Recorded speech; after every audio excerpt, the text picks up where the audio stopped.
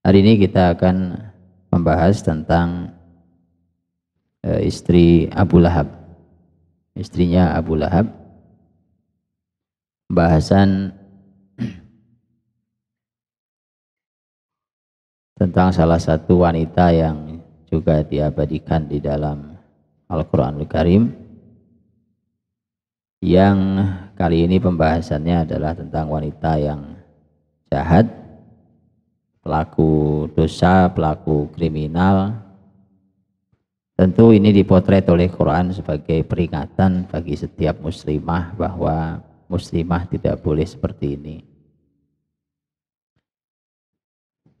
Allah Subhanahu wa taala berfirman tentang istri Abu Lahab di dalam surat Al-Lahab. Tempat satu-satunya tentang pembahasan tentang istrinya Abu Lahab di dalam surat Al-Lahab sendiri. Pembahasan satu surat yang pendek ini tentang suami berikut istri, tetapi ini jenis langka juga dari suami dan istri, karena ini adalah suami istri yang sama-sama tokoh dan suami istri yang sama-sama sepakat untuk masuk neraka. Mereka bersama-sama di dunia untuk berbuat kebaikan sampai bersama-sama masuk ke dalam neraka.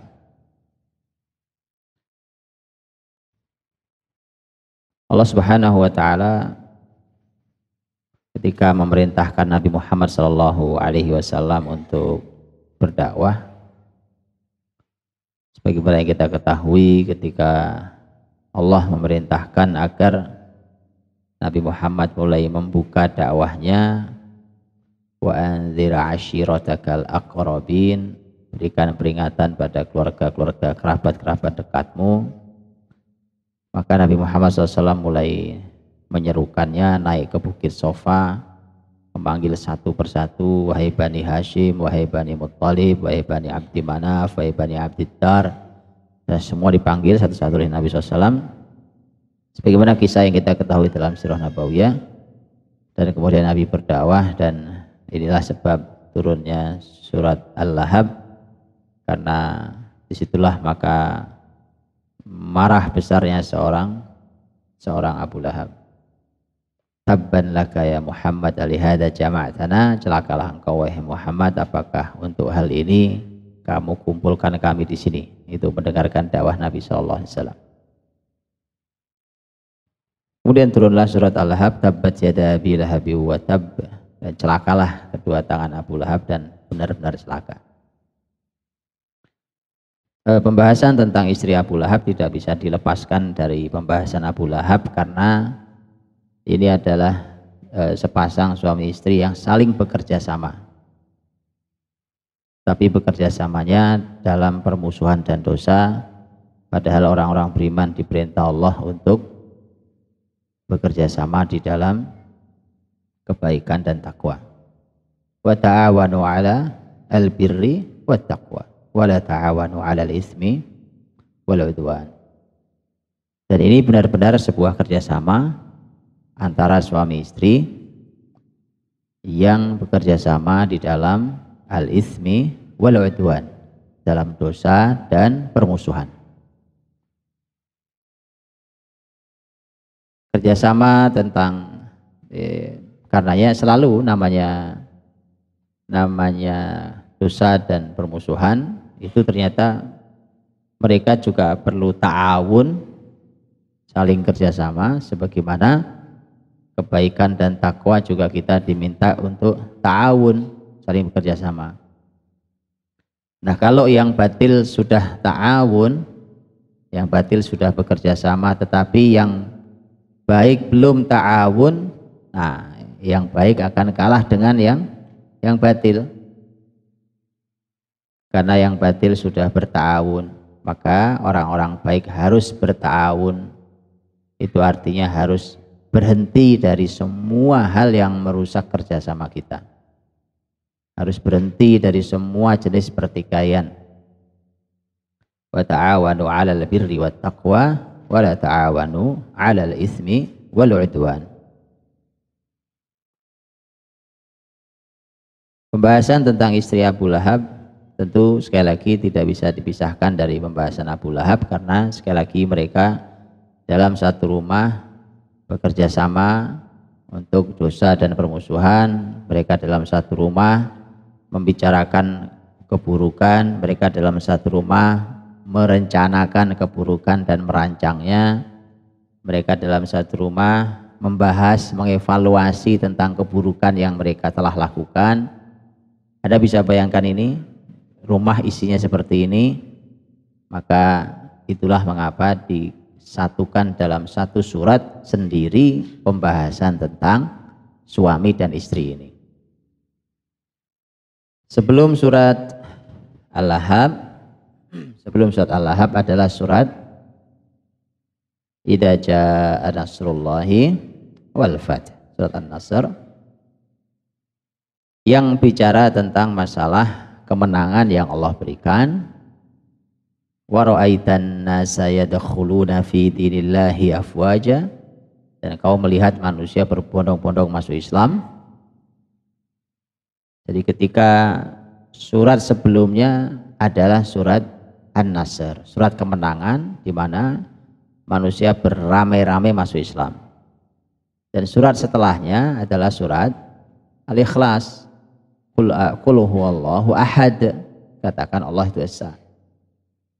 Mengapa surat Al-Lahab ini diapit oleh dua surat itu?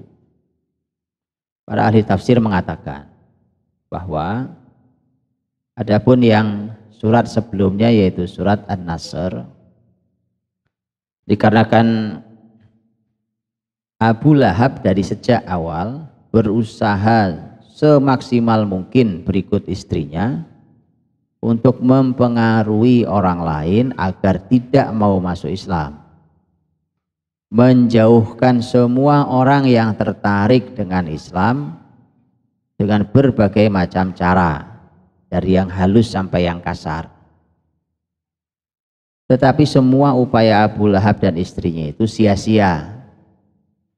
Mengapa sia-sia? Karena di akhir dakwah Nabi sebelum Nabi wafat, idza jaa nasrullahi wal fath wa ra'aitan nasa yadkhuluna fi dinillahi afwaja. Ternyata bukannya orang menjauh dari Islam, tetapi orang malah beramai-ramai masuk Islam.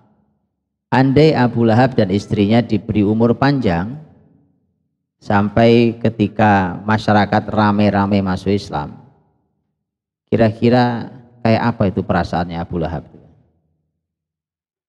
Ya, itu saya kira dia mati berdiri itu. Karena begitu dia kecewa, begitu marahnya, karena semua usaha keburukan yang dilakukan sejak awal dakwah Nabi ternyata berakhir dengan wa qul ja'al haqqu wa zahaqal batil innal batila kana zahuqa. Katakan Muhammad, telah datang kebenaran dan hancurlah kebatilan, dan sesungguhnya kebatilan itu pasti akan hancur. Itu adalah selalu merupakan akhir dari semua perjuangan, bahwa yang menang adalah al-haq, yang menang adalah kebenaran. Sepanjang apapun malam, esok hari pagi hari, esok hari matahari akan terbit. Karenanya umat Islam tidak pernah boleh berputus asa. Mereka tidak pernah boleh mengatakan bahwa Islam ini tidak mungkin bangkit lagi. Hadirin berbahagia, ibu yang dirahmati Allah Subhanahu wa taala. Dan Abu Lahab ini nama aslinya adalah Abdul Uzza. Abdul Uzza, dan itu nama, dari namanya saja sudah salah. Ini orang salah dari mulai namanya. Sekaligus dusta dan bohong. Kenapa salah? Salah karena penghambaan itu hanya kepada Allah, Abdullah. Tapi dia Abdul Uzza, hambanya Uzza. Dan Uzza adalah patung yang disembah oleh masyarakat Arab. Sekaligus bohong. Mengapa bohong? Karena Uzza tidak punya hamba, wong dia cuma batu patung. Dia tidak punya hamba, makanya namanya gabungan antara kesalahan dan dusta. Itulah mengapa si Abdul Uzza ini, hambanya Al-Uzza ini, yang menghalangi orang menjadi hamba Allah, maka kemudian Allah menetapkan supaya semakin yakin bahwa qul huwallahu ahad. Katakan Muhammad, Allah itu esa, nggak ada Tuhan lain, ilah lain tidak ada kecuali Allah, la ilaha illallah. Ilah lain tidak ada, yang ada hanya Allah Subhanahu wa taala. Makanya qul huwallahu ahad. Jadi salah ketika orang menghamba kepada selain Allah Subhanahu wa taala, termasuk kepada Al-Uzza. Sebagaimana namanya Abu Lahab sendiri, Abdul Uzza. Itulah juga yang merupakan sebuah rahasia mengapa Allah Subhanahu wa taala di dalam surat ini tidak menyebut nama aslinya Abu Lahab. Ya. Yang disebut adalah Abu Lahab. Abu Lahab itu bukan nama. Abu Lahab itu kunyah. Yang berhubungan dengan nama ada 3. Ada al-ismu, itu nama. Ada al-kunyah. Kunyah itu adalah panggilan. Abu fulan, ummu fulan, ukhtu fulan, akhu fulan. Bapaknya fulan, ibunya fulan, saudaranya fulan, saudarinya fulan, itu semua adalah kunyah. Atau anaknya fulan. Kemudian itu kunyah. Yang ketiga adalah laqab. Laqab itu sebutan atau gelar. Dan gelar ini bisa pujian, bisa hinaan. Itulah mengapa di dalam Quran kalau sudah berhubungan dengan gelar, laqab namanya, tidak boleh ngejek. Wala tanabazu bil alqab. Tidak boleh sekalian saling mengejek dengan menggunakan laqab. Laqab itu sebutan-sebutan yang tidak baik yang disematkan pada seseorang. Hanya ketika kalaupun bersifat negatif tapi yang sifatnya hanya mengenali dan itu apa adanya, tidak ada masalah. Umpamanya salah seorang ahli atau ilmuwan hadis besar ternama ulama dulu namanya Al-A'raj. Al-A'raj bukan nama aslinya. A'raj itu artinya pincang. Si bapak pincang, Al-A'raj, itu bukan untuk mengejek, menghina, tapi memang beliau pincang dan itu untuk mengenali saja. Atau Al-A'mash, A'mash juga bukan nama, dia juga sebutan untuk seorang ahli hadis luar biasa. Nama asli Sulaiman bin Mihran. Al-A'mash itu, A'mash itu aslinya artinya adalah bahasa kitanya rabun ayam. Kalau sore udah nggak ngeliat ya. Bukan untuk menghina, tetapi memang begitulah beliau untuk perkenalan bahwa semua orang tahu A'mash. Tapi kalau untuk saling mengejek, menghina dilarang. Jadi 3, ada nama, ada kunyah, ada laqab.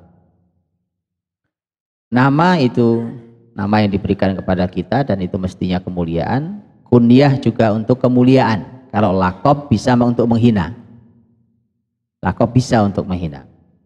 Kalau kunyah dipakai oleh orang Arab sebagai sebuah penghormatan. Untuk menghaluskan panggilan mereka juga menggunakan kunyah. Ketika umpamanya memanggil nama Muhammad sallallahu alaihi wasallam tidak sopan, maka kemudian bahkan orang Yahudi manggilnya Abul Qasim. Abul Qasim, bapaknya Qasim. Abul Qasim Rasulullah SAW.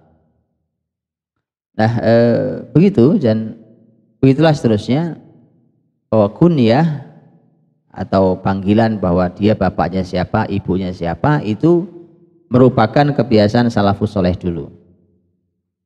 Ya, bahkan mereka yang tidak punya atau belum punya anak pun kadang sudah memiliki kunyah. Contohnya adalah Aisyah sendiri radhiyallahu anha sudah meminta ke Nabi Shallallahu Alaihi Wasallam untuk dipanggil dengan panggilan Ummu Abdillah, ibunya Abdullah. Ada yang mengatakan para ulama bahwa Abdullah yang dimaksud oleh Aisyah adalah Abdullah bin Zubair. Abdullah bin Zubair adalah keponakannya Aisyah. Memang orang luar biasa, anak muda yang luar biasa, tumbuh menjadi orang yang sangat berilmu, sangat soleh, dan kelak menjadi khalifah di akhir hidup dia. Maka kemudian karena dekatnya Aisyah dengan ponakan-ponakannya dan dia suka dipanggil dengan panggilan Ummu Abdillah. Imam Nawawi umpamanya juga belum menikah waktu meninggal, tapi beliau sudah dapat sebutan Abu Zakaria. Belum punya anak, belum punya istri. Abu Zakaria. Kenapa? Karena kunyah ini kebiasaan orang-orang soleh dulu. Ya, dan itu kalau di Arab dipakai untuk memuliakan sebutan, untuk memuliakan panggilan, dan untuk menghaluskan panggilan. Di dalam Al-Quran, dalam pembahasan Abu Lahab, Allah tidak menyebut nama aslinya, tapi yang disebut menggunakan kunyah.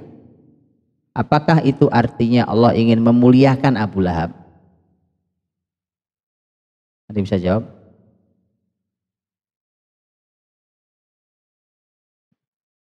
Hah? Ada bisa jawab? Tadi saya sudah bilang kan, kunyah fungsinya kayak apa? Bahkan yang belum punya anak saja sudah punya panggilan. Nabi waktu manggil anaknya Ummu Salamah yang masih kecil, yang mainan anak burung, panggilannya apa? Ya Aba Umair ma fa'alan Nughair. Wahai Abu Umair, namanya bukan Abu Umair, tapi sudah dipanggil oleh Nabi dengan panggilan Abu Umair, masih kecil bocah, ya masih anak kecil. Wahai bapaknya Umair, saking begitunya. Ya, tentang kunyah itu. Bahkan ada beberapa orang yang dalam sejarah Islam lebih dikenal dengan kunyahnya daripada nama aslinya. Betul? Abu Bakar contohnya. Siapa nama aslinya? Ayo? Gak kenal sama orang top. Abu Bakar masa gak kenal? Siapa nama Abu Bakar? Abu Hurairah juga. Abu Hurairah kan juga bukan, malah bukan anak kucing kok itu. Bapaknya kucing. Ya kan? Ya. Abu Hafs. Apa Umar punya anak namanya Hafs? Anak pertamanya namanya Hafsah, bukan Hafs. Hafs itu laki-laki, Hafsah itu perempuan. Terus kenapa namanya Abu Hafs? Nah itulah Bu, makanya ilmu kunyah saja ada ilmunya sendiri. Dalam ilmu hadis itu, kunyah itu ada ilmu sendiri. Itulah kenapa ulama juga menulis kitab-kitab khusus tentang kunyah. Nah ini makanya ilmu besar. Ya, dicari ya, Abu Bakar masa namanya nggak tahu. Kebangetan Abu Bakar nggak tahu ya. Baik, segitu luar biasanya hal tersebut. Ya kan? Kan kalaupun Abu Hurairah dipanggil dengan bapaknya kucing, Hurairah kucing, apakah itu penghinaan? Bukan. Justru itu menunjukkan bahwa ini sahabat yang satu ini senang sekali menjaga, menyayangi, memelihara kucing. Kucing dibawa kemana-mana. Ya, ini sahabat laki-laki tapi senang kucing. Sehingga kucing-kucing kecil itu suka dimasukkan ke lengan bajunya. Dibawa, lengan bajunya lebar, ini lengan bajunya lebar, masukin kucing, ya kan? Maka orang-orang mengenalnya dengan bapaknya kucing, dipanggilnya Abu Hurairah, bukan nama aslinya. Walaupun dia juga minta, panggil saya mbok ya jangan Abu Hurairah. Abu Hurairah itu artinya kucing kecil betina lagi. Panggil aku Abu Hir, bapaknya kucing jantan, itu lebih gagah. Tapi sudah terlanjur terkenal dengan sebutan Abu Hurairah. Yang jelas, apakah kemudian ayat ini ingin memuji Abu Lahab? Kenapa tidak sebut nama?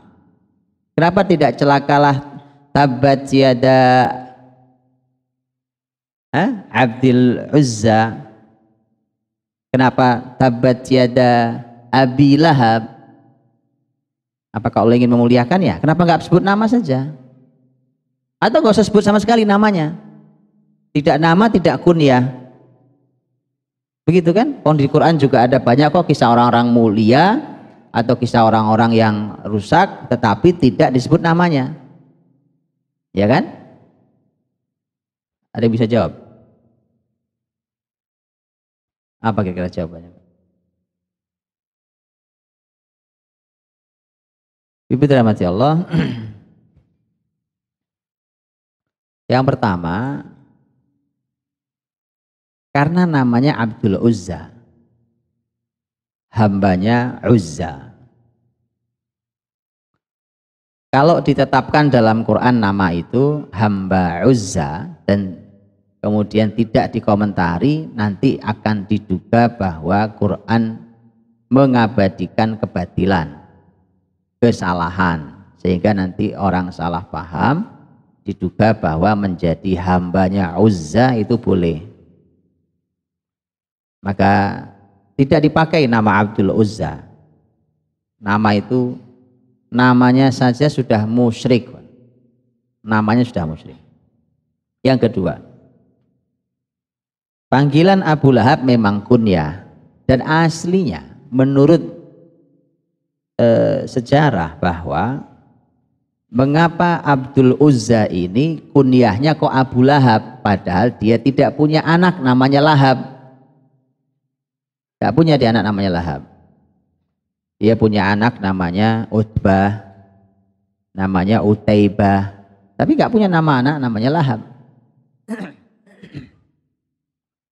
Bagaimana dia sampai punya sebutan Abu Lahab? Sekali lagi ini pujian bukan hinaan. Pujian. Al-Lahab. Apa arti Al-Lahab? Lahab itu aslinya, artinya tidak mesti harus api. Walaupun terjemahan itu api yang bergejolak kan? Lahab itu nggak mesti harus api. Al-Lahab itu kenapa Abdul Uzza diberi nama Al-Lahab, disebut Abu Lahab, bapaknya Lahab? Karena Lahab itu artinya yang apa bahasa kitanya, ya? Yang bersinar mencorong gitu loh, bahasa Jermannya ya, bahasa Jermannya. Bahasa Indonesianya apa? Pokoknya yang berkilau gitu ya, yang berkilau. Kenapa? Karena Abu Lahab itu memang disebut-sebut orangnya tampan. Kulitnya, wajahnya itu berkilau, Pak. Berkilau. Ada yang mengatakan kulitnya itu kuning tapi berkilau gitu. Maka sampai orang menyebutnya dengan Abu Lahab. Itu pujian. Jadi bukan hinaan. Jadi ketika dia disebut Abu Lahab itu pujian. Ya, karena kunyah itu untuk muji orang diantaranya. Baik. Dan terus ke Allah Subhanahu Wa Taala memuji Abu Lahab gimana ceritanya? Kenapa nggak pakai nama lain saja umpamanya? Kenapa pakai nama yang sebutannya adalah pujian? Padahal isinya surat ini adalah surat untuk menyatakan bahwa dia celaka. Ada yang bisa jawab? Gimana jawabnya coba? Hah? Begini Ibu, Anda tahu orang dipuji, lagi ngobrol ini, orang dipuji. Oh Anda orangnya luar biasa, terlihat kok dari wajah Anda orangnya sangat peduli, rajin dengan ilmu apa dipuji. Sudah panjang lebar dipuji, ada satu kata yang menjatuhkan sejatuh-jatuhnya, tapi ada tapinya itu. Begitu tapi kalimat setelahnya menjatuhkan sampai tidak tersisa kebaikan orang itu. Itu pernah dengar gitu? Enggak pernah dengar. Saya buatin kalau nggak pernah dengar. Mana yang lebih menyakitkan? Mana yang lebih menyakitkan? Orang langsung dijatuhkan atau dinaikkan dulu baru dijatuhkan? Sepakat? Paham? Sudah paham sekarang? Paham atau belum paham? Tentang Abu Lahab sudah paham? Mengangguknya kok ragu sekali. Apa ya? Karena Abu Lahab itu kunyah, sebutan dia adalah panggilan yang itu pujian buat dia. Allah pakai pujian itu. Tetapi di dalam surat itu pun Allah menyebut kata Al-Lahab selain panggil nama, selain kunyah dia. Saya selanaron dzata lahab. Nah, lahab yang di sini artinya api yang menyala, bergejolak itu. Jadi kalau lahab ini dipakai untuk memujimu, bahwa kau orang dengan kulit yang berkilau dengan wajah yang tampan, tetapi sebenarnya al-lahab, justru al-lahab itulah yang akan melahap dirimu, karena kau akan dimasukkan ke dalam neraka yang bergejolak apinya. Bisa ya? Itu disebutin dulu pujiannya, setelah itu ditunjukkan, dijatuhkan oleh Allah yang itu lebih sakit dengan kata yang sama. Nah, dengan kata yang sama.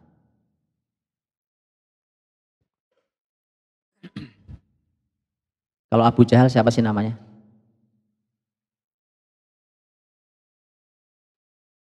Kayaknya saya mau buatin lomba siroh aja nih guys.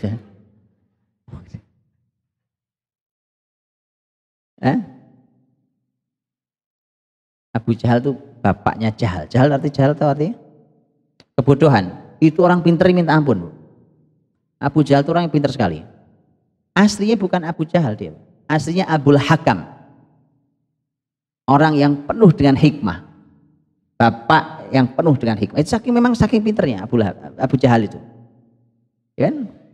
Tapi kemudian menjadi musuh Islam, maka ibu-ibu aja nggak tahu kalau dia aslinya Abul Hakam.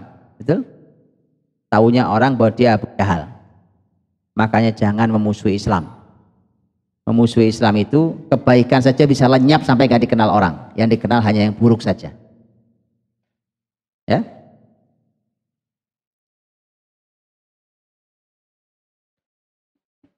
Baik. Tabbat yada abi lahabi wa tab. Allah mengatakan celaka. Kita bicara suaminya dulu karena ini sangat berhubungan erat, dan ini perempuan istrinya Abu Lahab ini juga dia hadir menjadi wanita rusak juga penyebabnya dirinya sendiri, dan juga dia semakin kuat dengan suaminya dan anak-anaknya.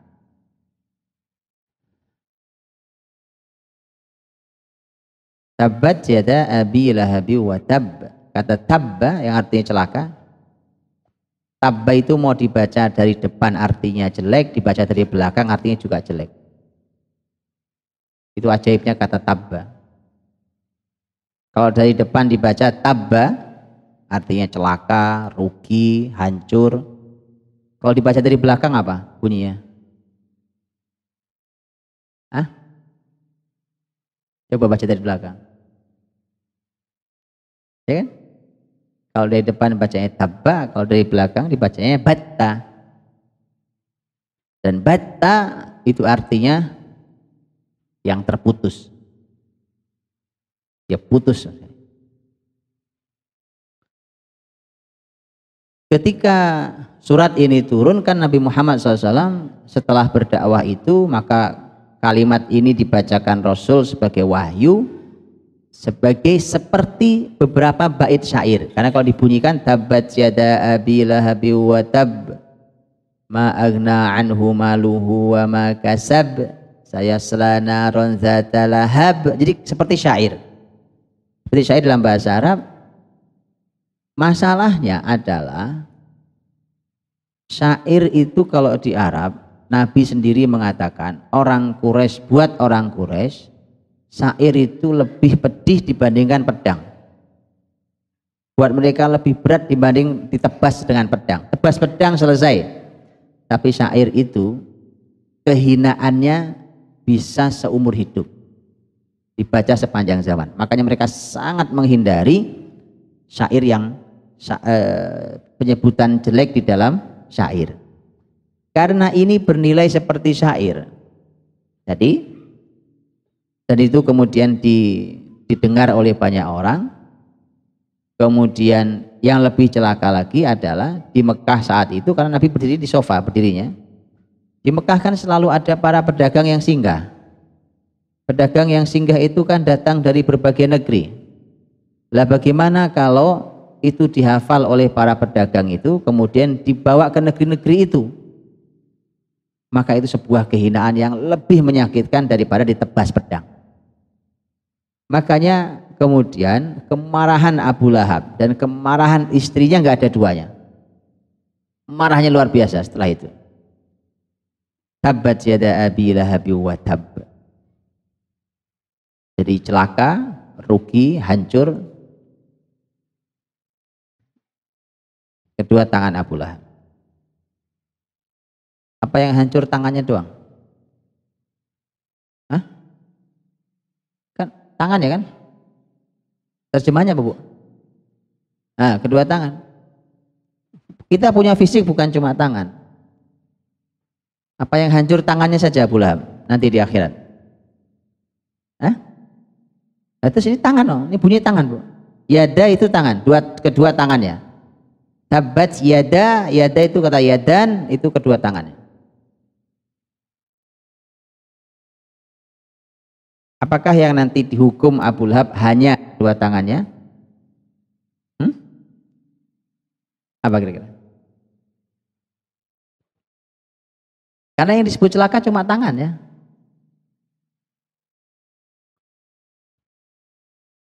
Yang celaka bukan hanya kedua tangannya.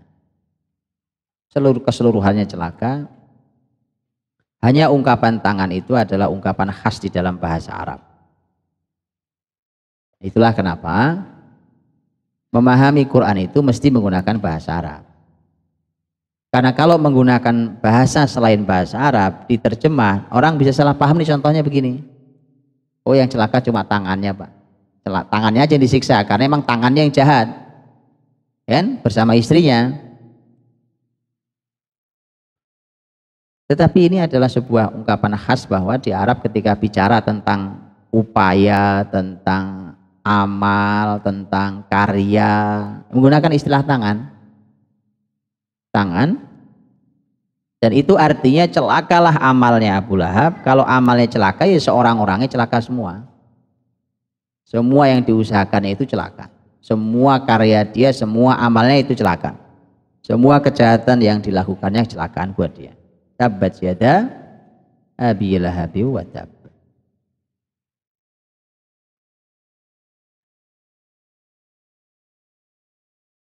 Ma aghna anhu maluhu wa ma kasab. Ma aghna anhu, tidak akan berguna baginya. Ma aghna anhu maluhu. Kata aghna, aghna itu artinya aslinya adalah mencukupi. Dari kata ghani, ghani itu artinya kaya. Allah itu kan punya salah satu asmaul husna adalah Al-Ghani. Apa Al-Ghani artinya? Allah adalah yang maha kaya. Abdul Ghani, hamba Allah yang maha kaya. Ma'aghna, dari kata aghna itu mencukupi. Allah juga mengatakan annahu huwa aghna wa aghna. Allah lah yang aghna, aghna itu mencukupi. Ketika ma'aghna anhu maluhu, maka arti aslinya begini, bahwa hartanya dan apa yang diusahakannya tidak akan mencukupi dia. Kenapa pakai kata mencukupi? Bukan menggunakan kata manfaat. Kan dalam bahasa Arab kata manfaat kan juga ada. Kata nafa' yanfa' itu manfaat. Kenapa tidak dikatakan tidaklah bermanfaat? Terjemahnya apa, Bu? Tidak berguna. Guna itu kan manfaat, ya kan? Nafa' itu manfaat. Tapi Quran menggunakan istilah ma'aghna anhu maluhu, ya, tidak akan mencukupi buat dia. Kenapa? Karena di dalam surat Al-Alaq, dan ini salah satu sifatnya Abu Lahab, Abu Jahal segala macam itu, dan CS-nya itu, dalam surat Al-Alaq Allah SWT berfirman tentang bahwa ada orang-orang yang disebut oleh Allah dengan istaghna. Gimana bunyi ayatnya? Hah? Abunya? Ar-ra'ahu istaghna. Jadi dalam surat Al-Alaq Allah menyampaikan orang yang celaka itu punya beberapa ciri. Itu di dalam surat Al-Alaq. Salah satunya adalah istaghna. Kata istaghna itu satu akar kata dengan kata aghna. Apa istaghna itu? Kata aghna itu mencukupi, istaghna artinya merasa cukup. Orang kayak Abu Lahab itu merasa cukup. Merasa cukup apa? Merasa cukup apa?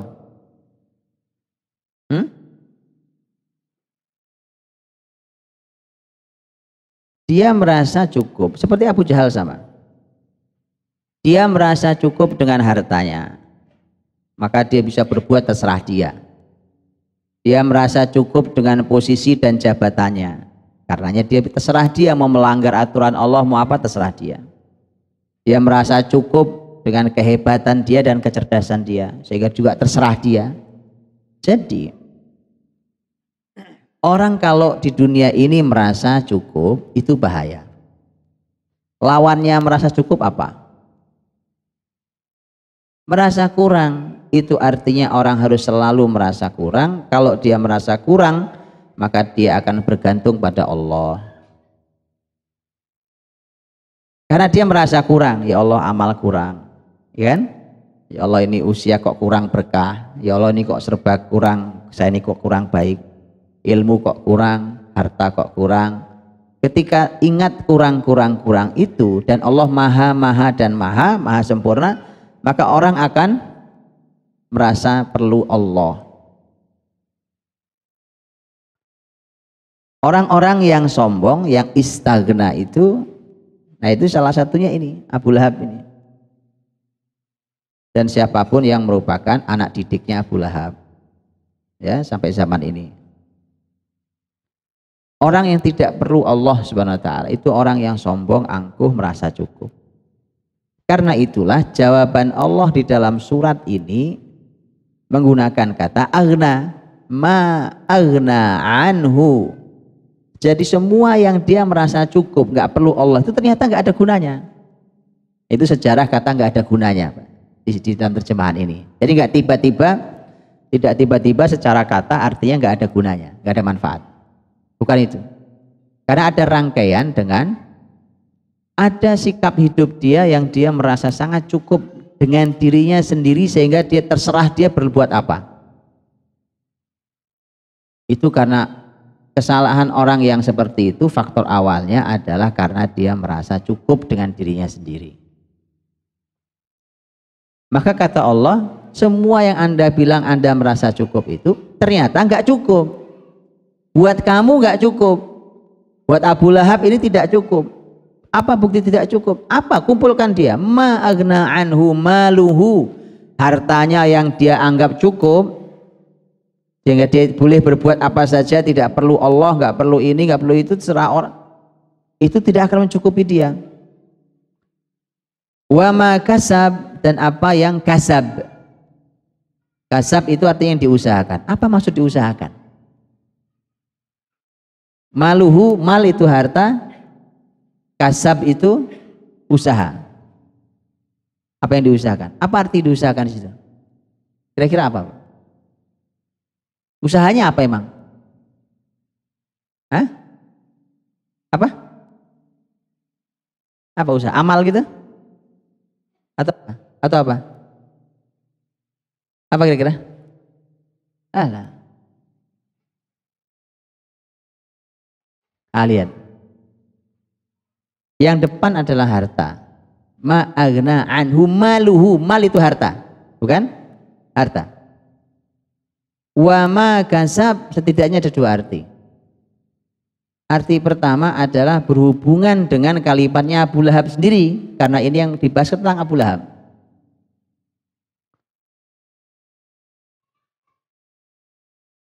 Di mana Abu Lahab ketika Nabi Muhammad mendakwahkan tentang hari kiamat, di mana nanti akan ada siksaan yang keras bagi orang yang tidak beriman, Abu Lahab berkata, nih orang merasa cukup. Kata Abu Lahab, Muhammad bilang akan ada siksaan berat nanti kalau nggak beriman. Nggak masalah, wong saya ini hartanya banyak. Anak saya juga bagus-bagus, hebat-hebat. Nanti akan saya tebus diri saya di hadapan Tuhan dengan harta dan anak saya. Masa saya dihukum, ya kan? Saya bisa bayar Tuhan. Dan anak saya juga orang hebat-hebat. Perlindungannya dari anak saya luar biasa. Dari kalimat itulah maka sebagian ahli tafsir mengatakan bahwa kata wama kasab, apa yang diusahakan itu artinya anak. Dia nyebut dua kan? Dia nyebut harta saya banyak dan anak.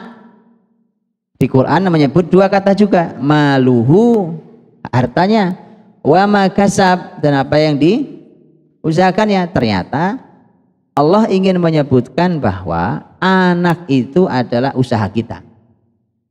Hasil usaha kita itu anak kita. Itulah mengapa Nabi Muhammad SAW menyampaikan bahwa salah satu rizki yang terbaik yang kita makan adalah rizki hasil usaha kita sendiri, dan anak kita adalah usaha kita. Paham maksudnya? Paham apa nggak paham? Nggak paham.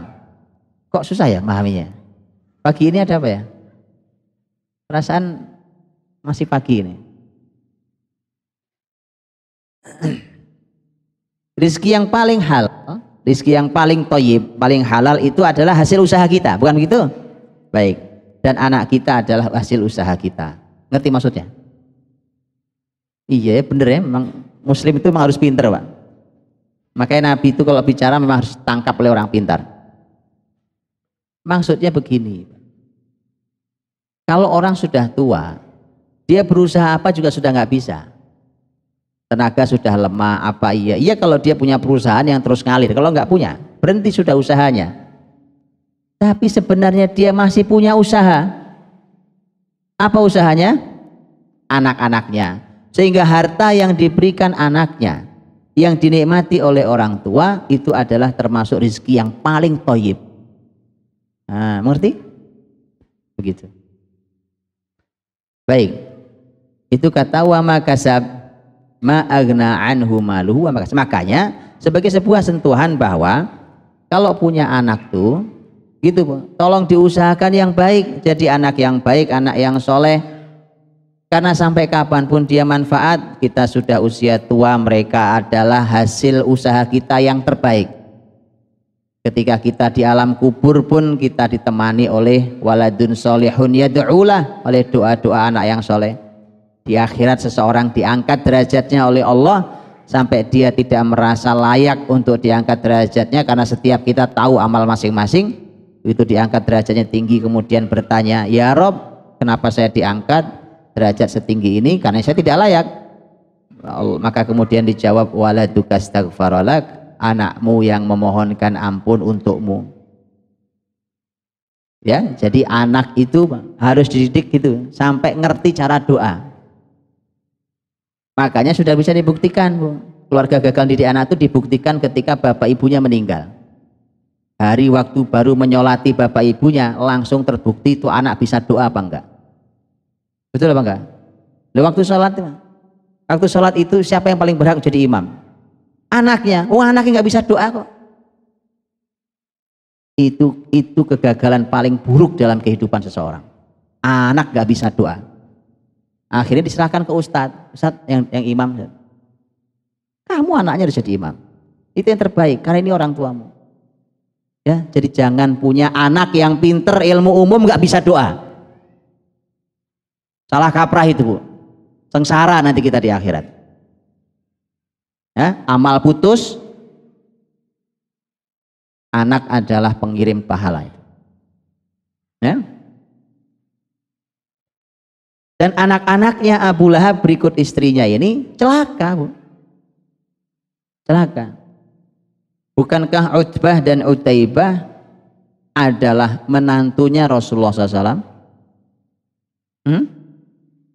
Anaknya Abu Lahab dan Ummu Jamil ini Utbah, Utaibah lebih besar daripada Utaibah, itu kakak adik, nikah sama dua putri Rasul. Siapa? Utbah nikah dengan Ruqayyah, Utaibah nikah dengan Ummu Kulsum. Betul apa nggak betul? Oh, kelihatan mukanya bingung banget, ada apa sih? Saya nggak ngerti. Saya hari ini nggak ngerti, Bunda. Padahal ini surat paling pendek, paling gampang, kita hafal nggak pernah salah, kira-kira gitu, Pak. Nggak, saya nggak tahu ibu-ibu ada apa hari ini. Hah? Ada apa, Bu Bobi? Saya karena di depan jadi bisa baca muka, Bu. Kayaknya mukanya bingung gitu. Masa berat apa yang berat, Bu? Ini surat pendek sekali. Baik. Jadi dinikahkan oleh Rasul. Jadi Abu Lahab itu sama Nabi besanan, Bu. Baru tahu ya? Nah itu masalahnya bingung. Saya tahu sebabnya berarti. Ternyata Rasul sama Abu Lahab itu besanan.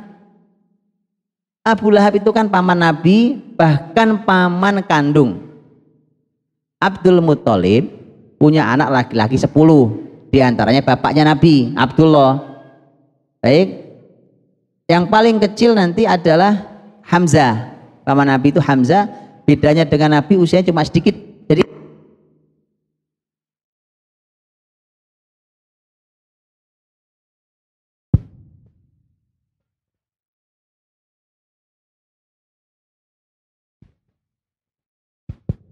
cek.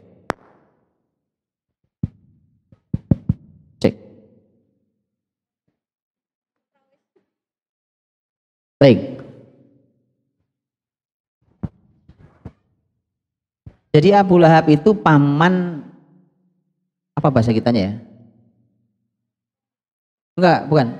Paman yang dengan posisinya am. Am itu kan saudaranya bapak, bukan saudaranya ibu.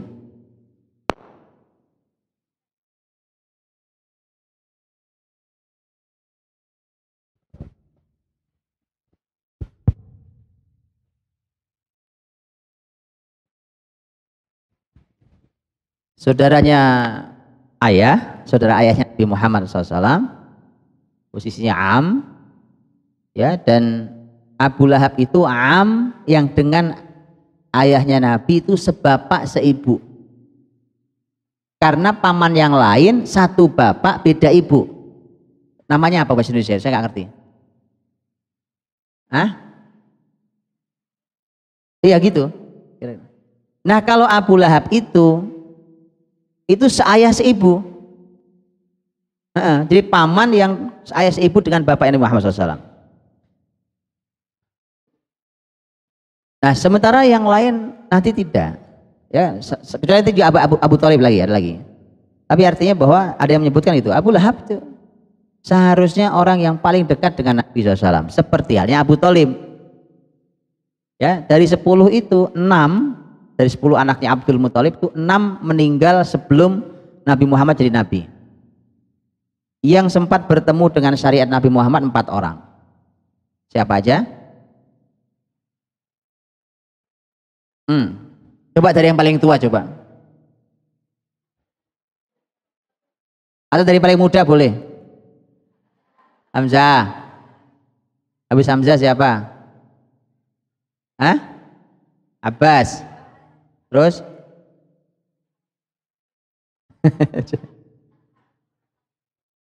Baik.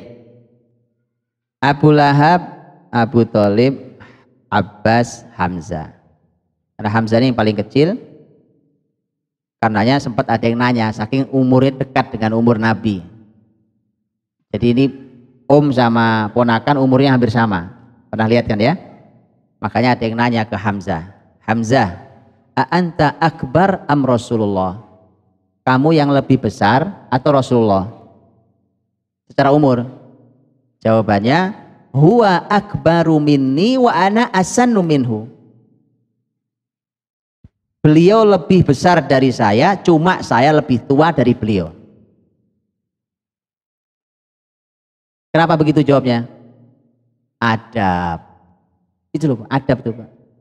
Ngomong aja ada adabnya. Nggak sopan ngomong saya lebih besar dari Rasul itu nggak sopan. Walau saya lebih tua dari beliau. Itu namanya adab. Oke ya? Biar Hamzah ngajari kita adab. Yang beriman Hamzah dan Abbas. Kemudian ada Abu Thalib. Yang Abu Thalib disebut jelas oleh Nabi tidak beriman sampai di akhir hidupnya, yang didampingi Nabi, dan demikian juga Abu Lahab. Baik. Nah, Abu Lahab ini ketika posisinya paman Nabi SAW itu, dia adalah paman Nabi yang paling kaya. Kalau Abu Thalib paman Nabi tapi miskin. Tapi kalau Abu Lahab kaya. Abu Lahab kaya raya, sementara nanti dia menikah dengan istrinya, wanita yang kita bicarakan hari ini, yang lebih dikenal dengan nama Ummu Jamil. Ummu Jamil, ya, walaupun juga nggak ada anaknya namanya Jamil setahu saya, Allah alam ya, Ummu Jamil, tapi disebut Ummu Jamil. Jamil artinya tampan, ganteng. Nama aslinya adalah Arwa binti Harb. Pernahkah ibu-ibu dengar ada sahabat yang binnya bin Harb? Ini Arwa binti Harb, bapaknya Harb namanya. Ada yang pernah dengar sahabat binnya bin Harb atau binti Harb? Sahabat terkenal? Abu Sufyan. Abu Sufyan bin Harb. Berarti Arwa ini adalah siapanya Abu Sufyan? Saudarinya Abu Sufyan. Sementara Abu Sufyan itu hadir dari keluarga besar yang sangat ditokohkan. Bani Umayyah itu ketokohannya luar biasa. Ya, yang dari sana nanti lahir sahabat mulia Utsman diantaranya. Ini makanya Ummu Jamil ini, Arwa ini adalah wanita yang suaminya adalah tokoh besar di Quraisy yaitu Abu Lahab, yang keluarga besar dia sendiri adalah tokoh besar di Quraisy, dan dia punya saudara juga tokoh besar yaitu Abu Sufyan. Nah, makanya perempuan ini nggak gampang nih, ini top banget kalau secara nasab. Maka punya anak tadi Utbah dan Utaibah, itu diantaranya Utbah Utaibah itu diambil mantu oleh Nabi, dinikahkan dengan Ruqayyah dan Ummu Kulsum. Kalau ayat ini wa ma kasab ma aghna anhu maluhu wa ma kasab, kalau ya semua yang diusahakan itu artinya adalah anak, maka Utbah Utaibah pun nggak ada gunanya, walaupun itu anak yang dibanggakannya oleh Abu Lahab, oleh istrinya, dibanggakan, nggak ada gunanya juga itu anak. Salah satunya adalah kisah Utaibah yang terkenal, karena Utaibah itu begitu sang ayah Abu Lahab berikut istri ini, lihat nih, suami istri sama aja nih, luar biasa nih di rumah ini ya. Ini ajaib rumah satu ini. Jadi mohon jangan punya rumah kayak begini, Pak. Ini rumah bisa sepakat berbuat dosa loh. Ya, ini rumah namanya rumah kesepakatan dosa namanya. Itu bisa sepakat bapak, ibu, anak sepakat berbuat dosa. Karena begitu turun surat ini, itu marah Abu Sufyan, marah Ummu Jamil ini. Karena marah salah satu yang ditemui anaknya itu. Karena dua anaknya menikah dengan putri-putri Rasulullah SAW. Karena marah besar itu, maka keluar kalimat bapak ibu ini. Lihat Pak. Roksi bi ro'sikuma haramun hatta tutliqahuma hatta tufarriqahuma. Kalau bahasa kitanya apa ya? roksi biroksikum haram tuh, nih kepala saya nih dengan kepala kedua kalian anakku Utbah Utaibah itu haram. Itu maksudnya kepala sama kepala kita nih, kita haram ketemu. Saya nggak mau ketemu sama kamu, ya kan? Kita nggak bisa nyatu sampai kalian ceraikan anak Muhammad dua-duanya. Jadi sumber perceraian itu ya mereka berdua itu. Hanya jadi pelajaran ibu-ibu ya. Jangan jadi sebab perceraian anak. Ini keluarga aneh memang ini. Akhirnya dua anak tuh menceraikan putri-putri Nabi. Dalam rangka apa? Untuk menyakiti Nabi. Saya ceraikan anakmu, ambil anakmu. Emang enak punya anak janda, kan gitu. Dua anak lagi sekaligus, putri, Ruqayyah, Ummu Kulsum. Yang lebih jahat lagi adalah Utaibah. Utaibah itu suaminya Ummu Kulsum radhiyallahu anha. Utaibah berjanji ke bapak ibunya, besok lihat, saya akan kembalikan anaknya Muhammad itu, ya, dan besok lihat apa yang saya lakukan. Dia datang besok, nih si mantu Utaibah ini mantu kurang ajar ini Pak, ya kan?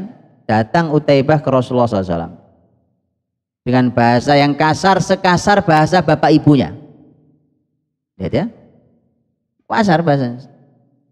Dia kembalikan putri Nabi, tidak cukup dengan itu diludahi muka Nabi SAW. Bayang nggak mantu kayak gini Pak? Nabi hanya bisa mendoakan. Kata Nabi, Allahumma sallit alaihi kalban min kilabik. Ya Allah, serbulah anak ini dengan salah satu anjing dari sekian banyak anjing yang kau punya. Maka di sebuah perjalanan dagang ke negeri Syam, berhenti di sebuah padang pasir. Kemudian malam itu Abu Lahab berikut Utaibah ini ada di situ. Ingat dengan doa Nabi Muhammad dan ketakutan karena di padang pasir kosong itu. Satu rombongan sebenarnya. Sampai dia berkata, lindungi anak saya, kata Abu Lahab. Saya khawatir anak ini terkena doanya Muhammad. Jadi dia percaya doanya Nabi Muhammad itu.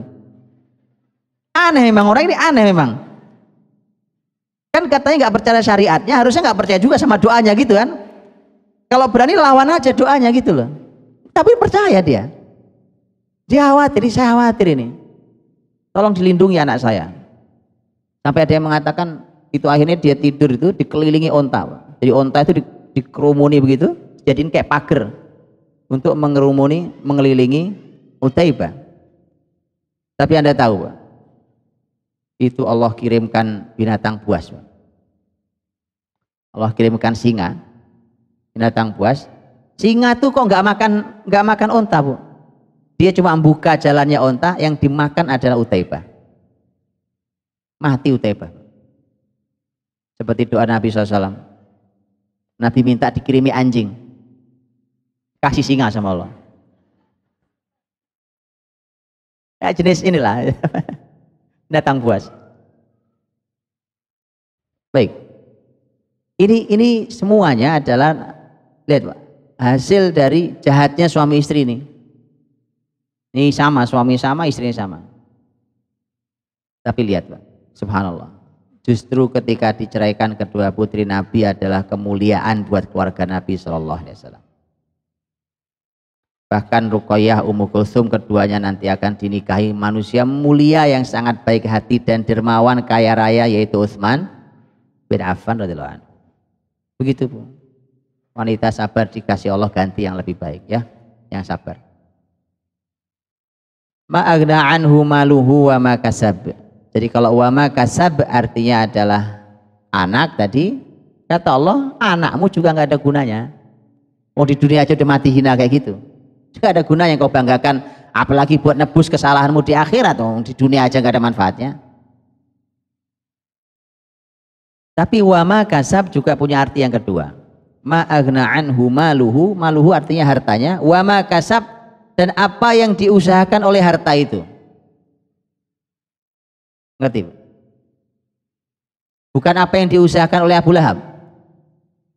Apa yang diusahakan oleh harta. Kira-kira harta kalau berusaha dapat apa? Kalau kita berusaha kan bisa dapat macam-macam. Dan kalau uang yang berusaha dapat apa? Harta kalau berusaha dapat apa? Sama, dapat macam-macam. Harta bisa membeli kenikmatan dunia. Makanan, minuman, pakaian. Bisa beli rumah yang mewah, beli kendaraan yang mewah. Harta bisa membeli kekuasaan, bukan begitu? Berikut kekuasaan, harta bisa membeli jabatan prestis di masyarakat. Bukan begitu? Iya. Semua hasil dari usaha hartanya pun gak ada gunanya. Harta dia, Abu Lahab, dikeluarkan semua harta, dia orang kaya raya, dikeluarkan hartanya untuk membeli apa saja, di hadapan Allah gak ada gunanya. Semua yang sudah dia kumpulkan harta berikut hasil semuanya tidak ada gunanya.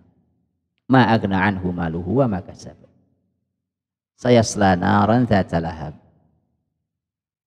Sayasla naran dzata lahab. Dia akan masuk yasla. Ahli tafsir juga membahas, Bu, karena kata masuk itu aslinya yadkhul. Dakhala masuk. Tapi ini bukan yadkhala, ini yasla.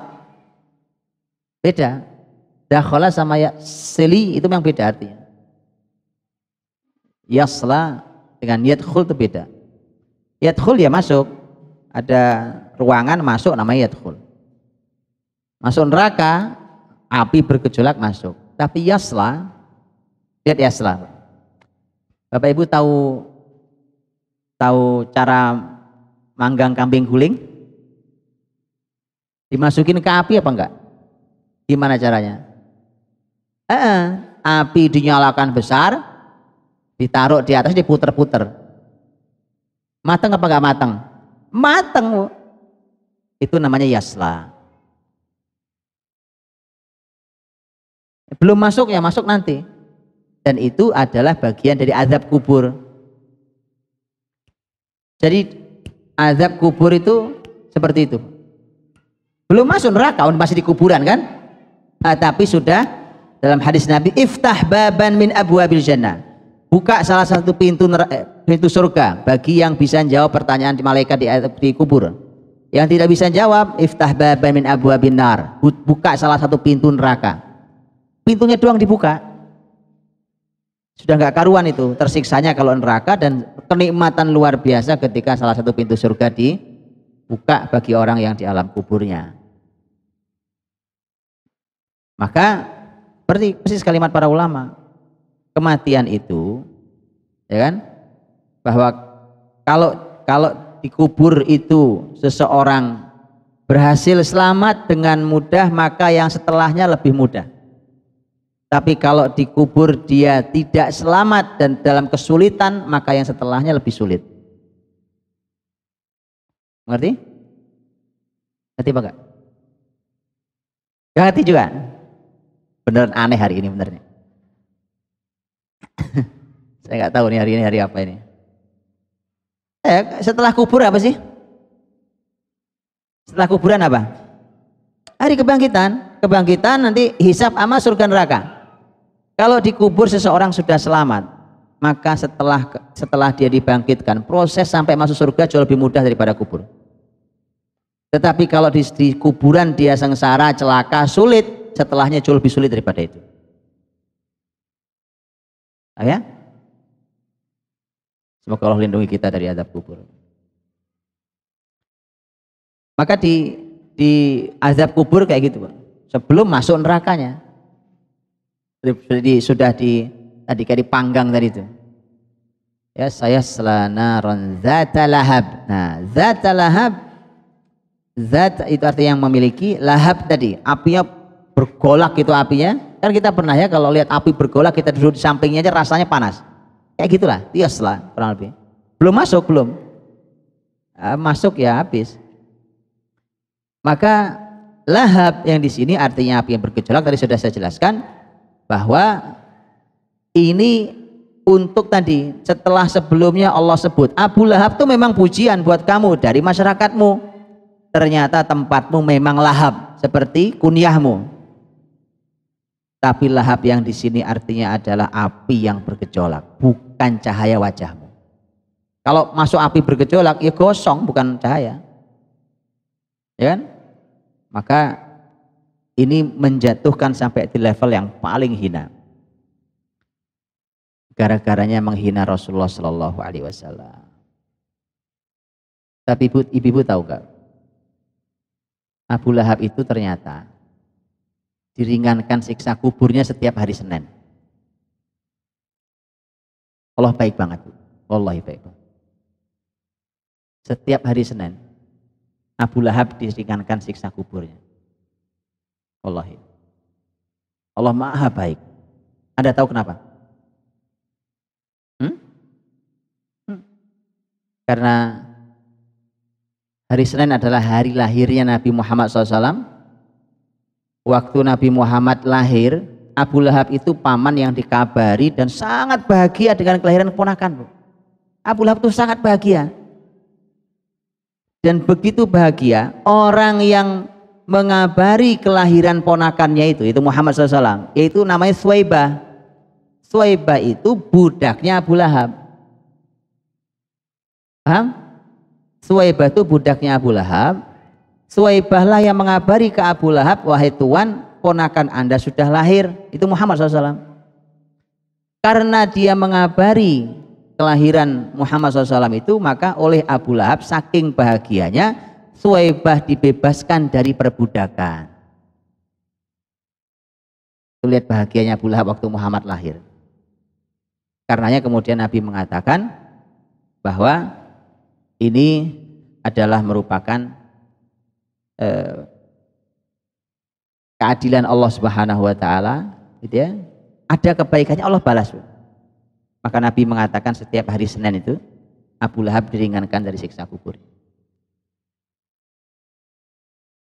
Itu orang yang cuma senang dengan kelahiran Nabi Muhammad SAW di hari Senin itu.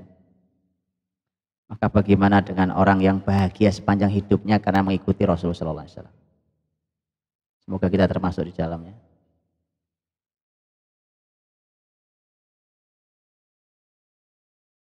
Kemudian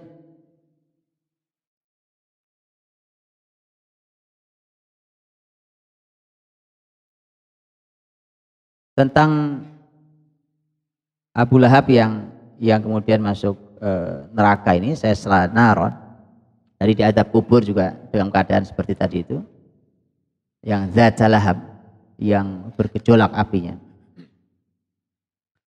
Baru kemudian ayat ini berbicara tentang istrinya, wamro'atuhu. Kata wamro'atuhu artinya adalah istrinya.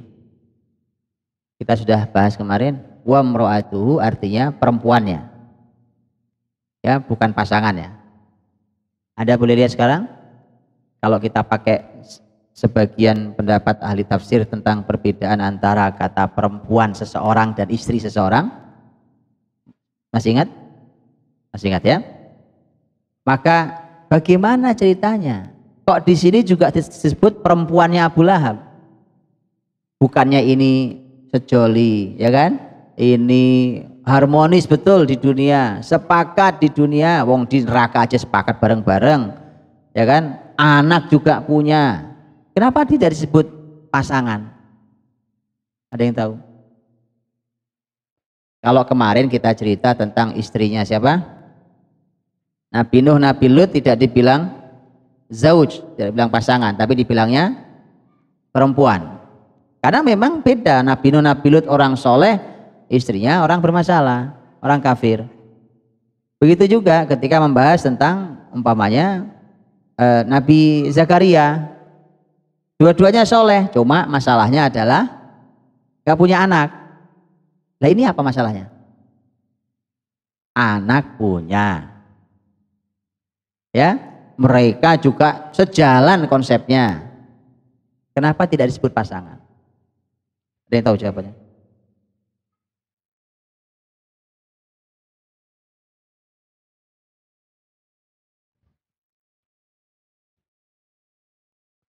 Ada yang tahu jawabannya? Kenapa tidak disebut pasangan?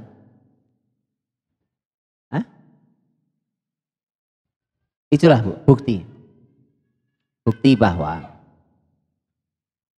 kalau kebersamaan suami istri itu diikatnya dalam dosa, sesungguhnya kebersamaan semu. Kalau suami istri dipasangkan oleh dosa, maka pasangan itu tidak sesungguhnya. Maka tidak pantas disebut pasangan. Bisa dipahami? Itu pasangan yang cacat. Karena tidak layak berpasangan. Kenapa? Karena pertemuan mereka, pertemuan dalam dosa. Baik. Wa mra'atuhu, dan istrinya. Wa mra'atuhu, ada ulama ada yang mengatakan ini ada dua pemaknaan tentang ini. Ada yang mengatakan wa mra'atuhu itu ngikut ayat sebelumnya. Sayasla naron dzata lahab wa mra'atuhu. Ada yang mengatakan nggak ikut, dia nggak ikut ayat sebelumnya, tapi dia berdiri sendiri sebagai ayat baru. Ini bukan masalah gabung ayat, bukan ya, saya bicara makna, bukan ayatnya jadi satu enggak. Apa bedanya? Coba direnungi. Ada yang mengatakan secara makna ngikut ayat sebelumnya, ada yang mengatakan secara makna berdiri sendiri.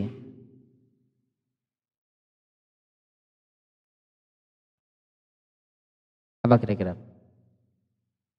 Hah? Sayasla naran dzata lahab wa imra'atuhu. Maka akan masuk dia, Abu Lahab, masuk ke dalam neraka yang bergejolak apinya dan istrinya. Berarti masuk bareng-bareng neraka. Itu mana pertama?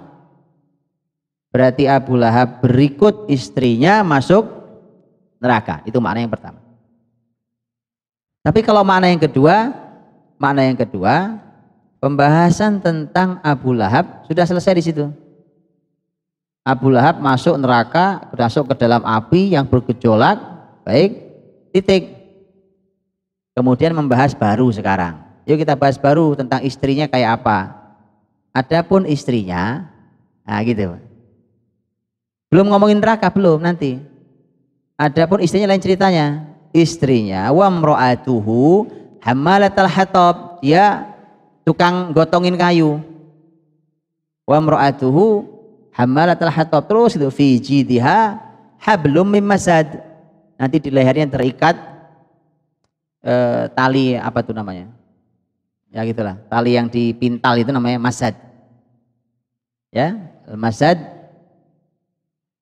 Dan itu pembahasan yang lain cerita. Walaupun sama-sama tema neraka, ini juga sebenarnya kisah tema tentang neraka. Ini juga neraka, tapi ini sesuatu yang berbeda. Kalau tadi disebut sudah nih bareng-bareng, sama aja suami istri ini sama-sama rusaknya masuk neraka bareng-bareng. Yang kedua tidak disebutkan hukumannya masing-masing. Udah selesai, Abu Lahab masuk neraka, selesai. Istrinya gimana? Istrinya dengerin sekarang. Ini istrinya. Disebutkan pembahasan nerakanya lebih detail. Betul gak? Abu Lahab ngomongnya cuma apa? Ayat cuma berbicara tentang Abu Lahab gimana? Sayasla naran dzata lahab. Abu Lahab masuk neraka, apinya bergejolak, sudah bukan? Tapi ini disampaikan tentang hammalatal hatab, disampaikan fi jidha habl, habl itu ada tali, mim masad, tali yang dipintal kuat itu nyekek lehernya sini, dan seterusnya. Digambarkan lebih menyiksa, bukan lebih terasa menyiksanya. Berhati-hatilah sebagai pelajaran buat setiap muslimah. Setiap muslimah. Wa mra'atuhu hammalatal hatab. Apa arti hammalatal hatab? Istilah pelajaran mahal buat setiap muslimah. Hammalatal hatab punya beberapa makna. Punya beberapa makna. Saya akan sampaikan dua saja. Hammalah itu artinya yang membawa. Al-hatab itu artinya kayu bakar. Hammalah itu artinya dia membawanya enggak sekali. Karena kalau membawanya sekali, bisa sekali disebut hamilah.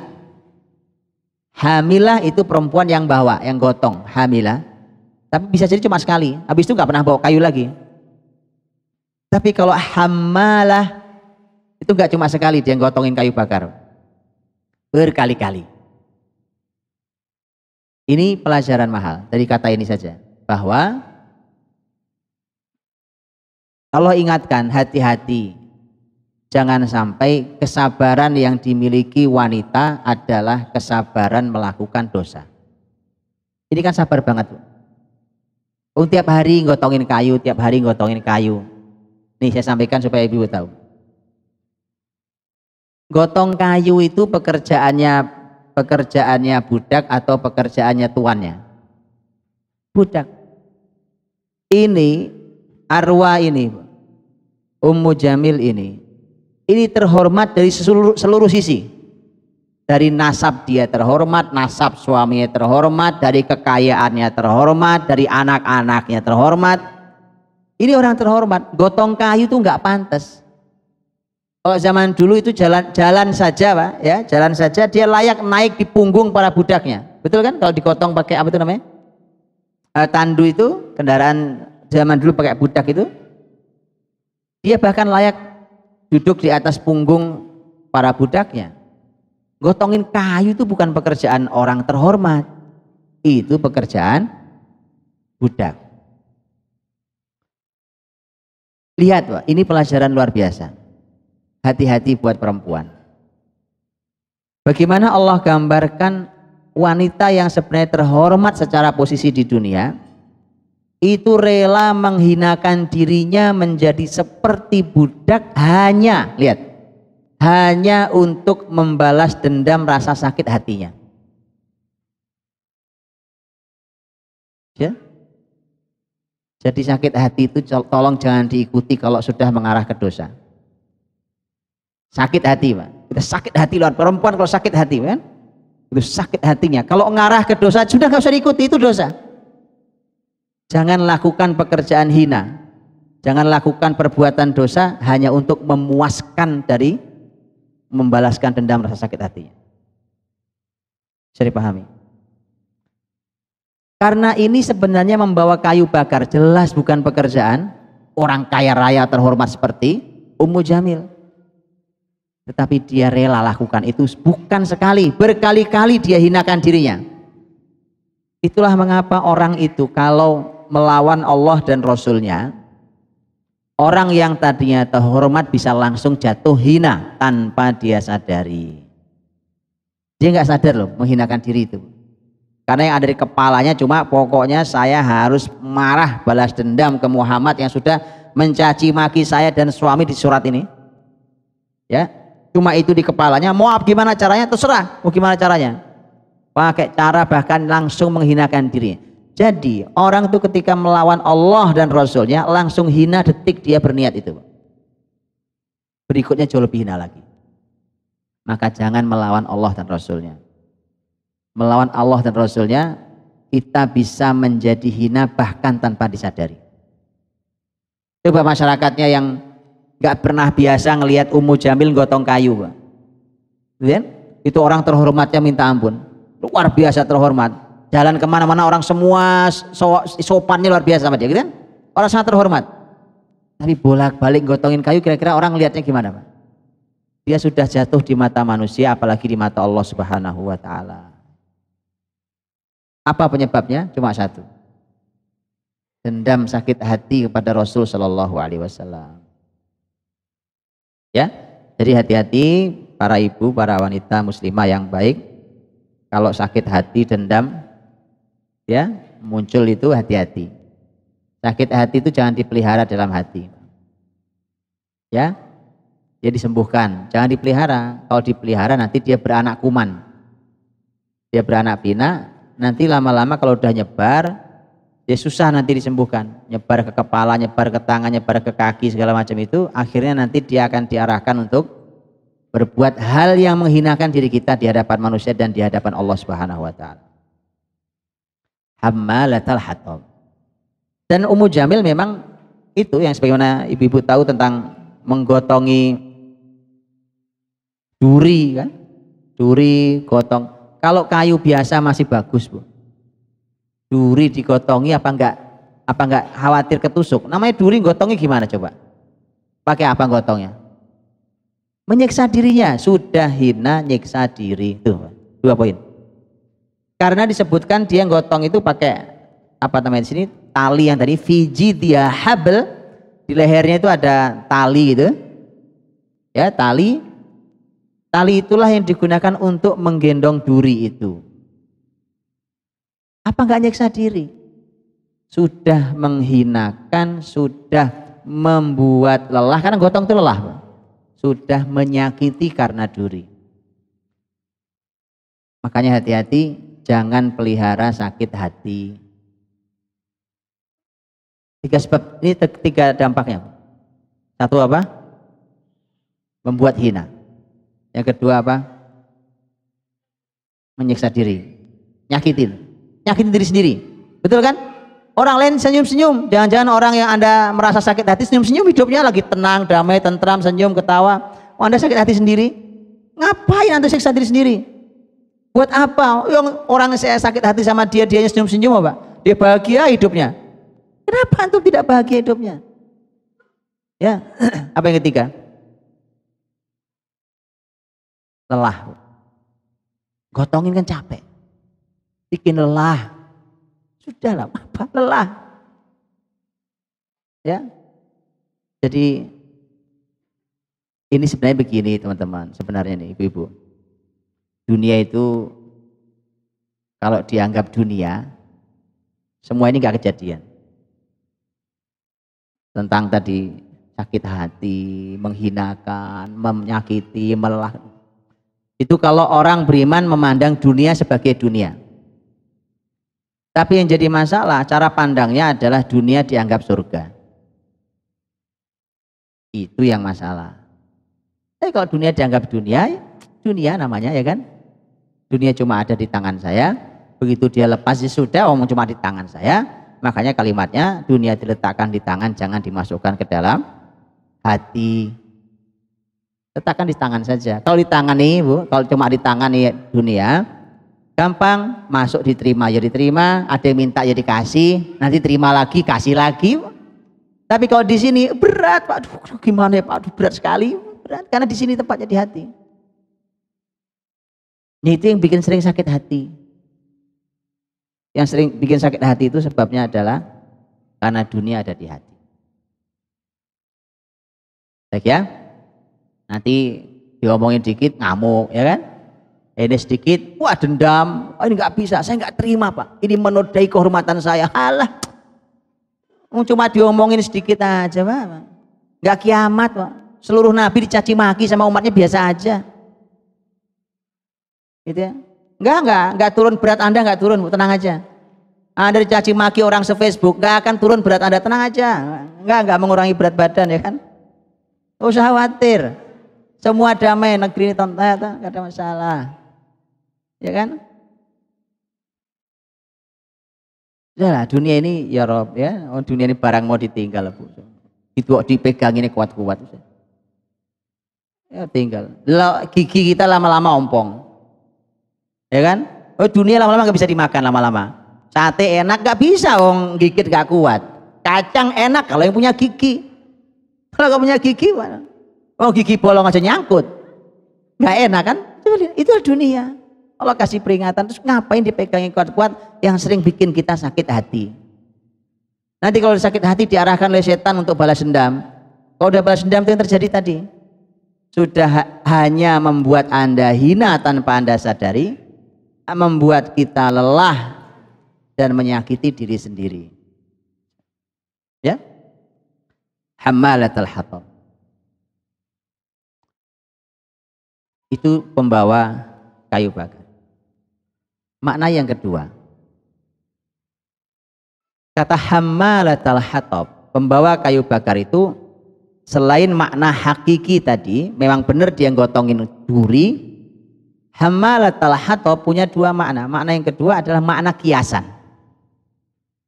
Orang Arab menyebut si pembawa kayu bakar itu bagi orang yang suka ngadu domba orang lain. Bahasa kita kompor. Sama toh? Sama, Bu. Sama persis. Tuh orang kompor banget, emang kompor. Itu namanya pembawa kayu bakar. Zaman dulu kompornya pakai kayu bakar. Sekarang antum pakai gas, ibu-ibu. Ya kan? Kalau dulu pakai kayu bakar. Jadi sama, ungkapan Arab pun kalau ada orang suka ngadu orang lain, dia datang ke sini ngomong tuh orang sono ngomongin kamu begini-begini, datang dia ke sono itu kayak naruh kayu bakar, lama-lama dibakar, begitu nyala perang antar mereka dia pergi. Itu namanya pembawa kayu bakar. Dan itu yang disebut dalam bahasa syariat namanya an-namimah. Namimah itu mengadu domba tadi. Ya, kasihan domba sebenarnya sih saya, Bu. Tapi bahasa Indonesianya apa ya? Apa sih bahasa Indonesianya? Selain mengadu domba apa? Ini bukan domba masalah yang diadu. Bukan gosip, lain gosip. Ini memang diadu, dia ada upaya mengadu. Kalau gosip kan cuma ngomongin kejelekan orang. Ini enggak, memang dia punya target ingin mau dinyalakan, diadu antara dua kelompok. Maka lihat, Bu, bukan hanya antar orang loh. Antar muslimin sekarang diadu, antar lembaga Islam diadu. Maka celaka orang yang ngadu itu enggak mungkin bahagia dunia, enggak mungkin masuk surga. Enggak mungkin. Nabi bersabda, la yadkhulul jannata namam. Tak akan pernah masuk surga orang yang kerjaannya namimah, mengadu domba itu. Tak akan pernah masuk surga. Makanya harus taubat. Jadi hammalatal hatab itu ternyata juga pekerjaannya si Ummu Jamil ini. Ummu Jamil ini juga kerjaannya ngadu. Gitu ya. Ini an-namimah itu. Ketemu sana. Nah, berhadapan dengan Nabi Muhammad begitu, diadu orang sama dia. Ya, hati-hati punya mulut. Mulut itu buat zikir, bukan buat ngadu manusia. Ya. Itu hammalatal hatab. Jadi Allah sebutkan dulu, begitulah pekerjaannya. Pekerjaan seorang Ummu Jamil hammalatal hatab.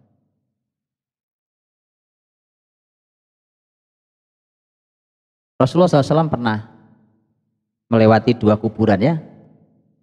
Nabi SAW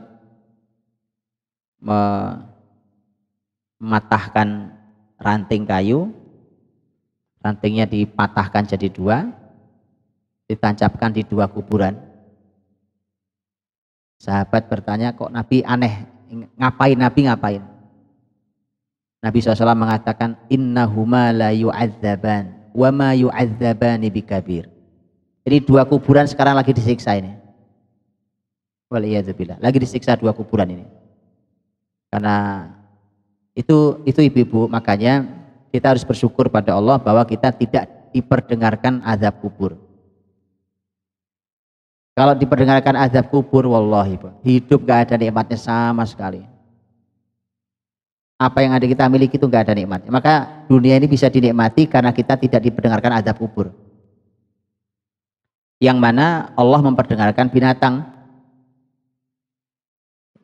Ya, binatang bisa mendengarkan, dan itu ternyata memang ada kemukjizatan ilmiahnya, karena memang gelombang yang masuk kuping kita beda dengan gelombang yang masuk ke kupingnya binatang. Tapi Nabi Muhammad SAW diberikan Allah karena beliau nabinya. Kata Nabi, dua kuburan sedang disiksa. Tapi ini disiksa bukan karena dosa yang besar. Bukan berarti dosa yang nggak besar sebenarnya. Cuma mereka yang yang tinggal di kubur dua ini itu nganggap remeh. Dan memang kebanyakan orang nganggap remeh dua dosa ini. Dan gara-gara inilah justru dia disiksa di kuburannya. Fa'amal awal, adapun yang pertama ini, yang disiksa ini, fa'innahu yamshi bin namimah. Dia kerjaannya namimah dulu di dunia. Ngadu domba ini, ngadu orang. Orang diadu sama dia ini, karena dipikir biasa wong itu ngobrol ya kan, ke sono dia ngomong apa, ke sini ngomong apa, ke sini ngomong apa, sini ngomong apa. Untuk ngadu orang. Bahkan itu kalau di ilmu politik malah keren tuh, Bu. Wah, itu dianggap hebat. Oh, itu strategi politik kok. Ya. Adu sana, adu sini, dia keluar sebagai pemenang. Itu kalau di politik sekarang dianggap hebat. padahal masuk neraka. Coba apa hebatnya? Itu kayak gitu loh, nggak hati-hati. Diadu masyarakat ini, diadu hanya untuk kepemimpinan yang ingin diraihnya. Itu yang pertama kata Nabi. Wa ammal akhar fa innahu la yastatiru minal baul. Ini yang kedua, ini disiksanya gara-gara dia buang air kecil sembarangan, Bu. Orang kan lihat buang air kecil, ya kan? Ya Allah, orang bisa pesing di mana-mana. Kasihan, Bu. Ini diazab kubur karena meremehkan buang air kecil sembarangan, tidak bersuci pula. Disiksa kubur gara-gara itu. Nah, maka salah satunya adalah an-namimah. Maka jelas istrinya Abu Lahab pasti masuk neraka. Nah, fi jidha hablum mim masad. Di lehernya, fi jidha habl itu tali. Habl kan bahasa ini. Tali mim masad yang dipintal gitu, Bu. Jadi kuat sekali talinya. Pemandangan ini sebenarnya pemandangan duniawi, tetapi sekaligus pemandangan nerakawi. Karena inilah dulu yang dilakukan oleh Ummu Jamil waktu di dunia tentang masalah tali itu. Tali habl itu ada dua arti. Ada tali yang artinya tali yang buat gendongin kayu tadi. Baik. Yang itu nanti menjadi penyebab kematiannya. Dia mati karena ulahnya sendiri. Dia kan gotongin kayu berat di belakang, Bu. Mending kayu duri digotongin, karena kayu-kayu di Mekah mana ada kayu. Memang pernah lihat pohon di Mekah gitu? Sekalinya tumbuh pohon berduri. Kan karena teorinya pohon kalau di tanah gersang kan gitu, dia menghemat, supaya menghemat air maka dia duri. Maka berduri. Itu yang nanti menyebabkan kematiannya Ummu Jamil. Karena begitu dia keberatan bahwa itu, kemudian dia jatuh ke belakang, ketarik lehernya, kecekek oleh tali yang ada di lehernya, mati hina gara-gara itu. Matinya aja nggak terhormat, Bu. Coba mati di tempat tidur yang mahal, ya kan, di istananya yang mahal itu, umpamanya masih mending loh, mati loh keikat, kecekek ini tali apa namanya itu, tali gara-gara gendongan durinya. Itu makna yang satu. Yang itu juga dalam sejarah disampaikan. Yang kedua, dalam sejarah juga disampaikan habl yang di situ, tali itu ada punya makna kedua. Makna kedua adalah, ini juga pelajaran luar biasa. Karena Ummu Jamil itu orang kaya raya, suaminya juga orang kaya raya. Karena orang kaya raya itu perhiasannya gede banget, Bu. Jadi di lehernya ini ada kalung, kalungnya gede, tebel, berat. Orang kaya, ya kan, emas, luar biasa. Karena dia harganya sangat mahal, karena dia marah pada Nabi Muhammad SAW, dia bersumpah, saya akan jual kalung ini, saya gunakan untuk membiayai, untuk mendanai apapun yang bisa menyakiti Muhammad SAW. Itu loh, Bu. Hati-hati perempuan kalau sakit hati itu, sudah melakukan hal yang menghinakan tadi, dia bisa mengeluarkan harta yang tidak kecil hanya untuk membalas dendam, kan, sakit hatinya. Berarti selain 3 tadi tambah 1 lagi berarti 4, Pak. Dan 3 tadi kan? Ingat 3 tadi kan? Jadi tambah 1 lagi 4. Berarti dia bisa membuang uangnya percuma. Ya kan? Sudah tadi pertama apa tadi? Sudah menghinakan dirinya, sudah melelahkan dirinya, apalagi? Sudah menyakiti dirinya, nah sekarang menghamburkan uangnya. Itu hanya demi membalaskan dendam rasa sakit hatinya. Jadi ini faktornya Ummu Jamil itu. Marah pada, marah betul dia. Suatu hari itu dia datang ke Ka'bah. Karena tadi begitu dia dengar turun surat Al-Lahab dibacain, terus ada tentang dia kan, wa imra'atuhu hammalatal hatab fi jidha hablum mim masad. ngamuk Bu, dia keluar bawa batu. Coba kasar perempuan ini, padahal orang terhormat. Tapi dia lupa kalau dia orang terhormat gitu. Kan nggak pantas ngamuk marah sampai bawa batu loh Pak. Dilihat orang banyak, datang dia ke Ka'bah. Saya tahu Nabi Muhammad di tempatnya di dekat Ka'bah situ, duduk di samping Ka'bah. Ana Muhammad. Orang bilang itu duduk di samping Ka'bah.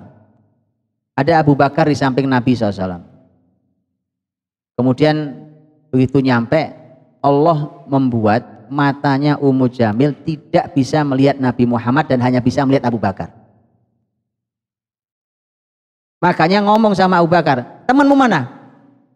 Mana teman Muhammad mana? Nah, Abu Bakar bingung loh, ditanya di samping saya kok. Di samping saya kok nggak kelihatan. Makanya nanti Abu Bakar nanya ke Rasul, ya Rasulullah, dia nggak lihat kok. Allah menutupi pandangannya dari saya. Akhirnya kata Ummu Jamil yang sudah marah besar, karena dia bilang itu temanmu itu menghina saya. Nah, pakai surat Al-Ahzab maksudnya. Itu menghina saya.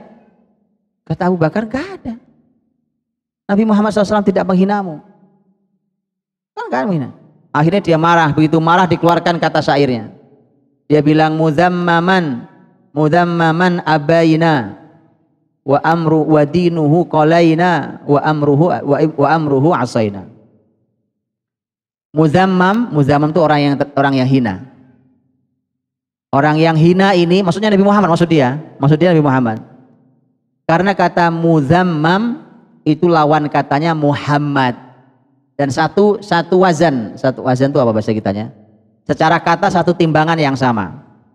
Muhammad itu mufa'al, muzammam itu juga mufa'al. Tapi kalau dia nyebut Muhammad nggak cocok. Muhammad itu artinya orang terpuji, maka dia ganti bukan Muhammad menjadi muzammam.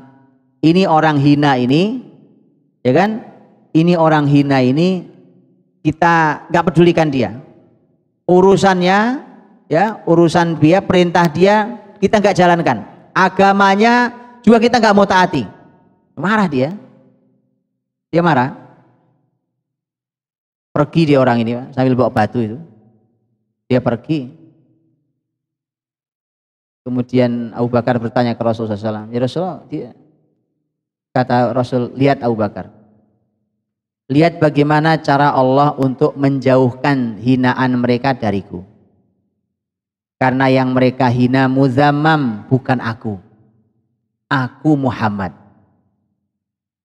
Gitu Bu. Jadi kalau sakitin orang tuh jangan sakit hati. Pinter kayak Nabi gitu. Kamu menghina siapa? Muzammam. Aku bukan muzammam, namaku Muhammad, bukan muzammam. Walaupun maksudnya saya jelas itu, kan? Itu santai aja. Ya, tahu cara santai? Gini cara santai itu kayak gini. Jangan ditangkepin. Muzammam, kata Nabi Muhammad, justru ini cara Allah untuk menjauhkan dari saya. Hinaan ini nggak kena ke saya, saya namanya Muhammad, namaku baik-baik kok Muhammad. Terus dia bilang muzammam, bukan saya itu, bukan saya. Jadi dia menghina entah siapa yang dia hina, ya. Muzammam. Jadi dia marah besar. Nah, fi jidha hablum mim masad tadi, ini perempuan kaya ini mendanai dosanya. Bahkan dia bisa menggerakkan orang dengan hartanya untuk melakukan dosa bersama-sama. Jadi berhati-hati, ini peringatan untuk para wanita yang diberi amanah uang banyak. Harus berhati-hati. Ya, fi jidha hablum mim masad. Di lehernya ada habl tadi, kata habl ada dua, saya kasihkan dua tadi.